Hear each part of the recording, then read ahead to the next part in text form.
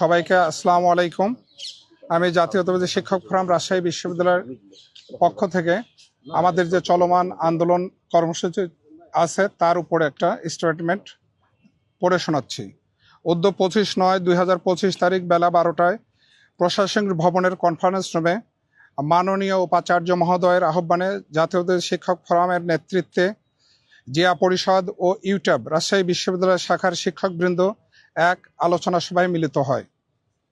উক্ত সভায় বিস্তারিত আলোচনা শেষে উপাচার্য মহোদয় শিক্ষক নেতৃবৃন্দকে আশ্বস্ত করেন যে গত 20/9/2025 তারিখের অনাকাঙ্ক্ষিত ঘটনার বিষয়ে দ্রুততম সময়ে যথাযথ প্রক্রিয়ার মাধ্যমে দোষীদের দৃষ্টান্তমূলক শাস্তি প্রদানের ব্যবস্থা গ্রহণ করবেন।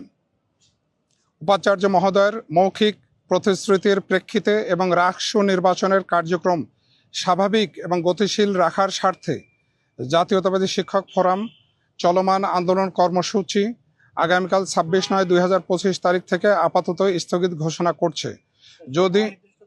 যদি দ্রুততম সময়ে দোষীদের শাস্তি এবং বিশ্ববিদ্যালয়ের নিরাপত্তা, শিক্ষা ও গবেষণার সুষ্ঠু পরিবেশ নিশ্চিত না করা হয়, সেক্ষেত্রে জাতীয়তাবাদী শিক্ষক ফোরাম সকলকে নিয়ে সাধারণ শিক্ষকদের নিয়ে স্থগিতকৃত কর্মসূচি পুনরায় গ্রহণ করতে বাধ্য হবে।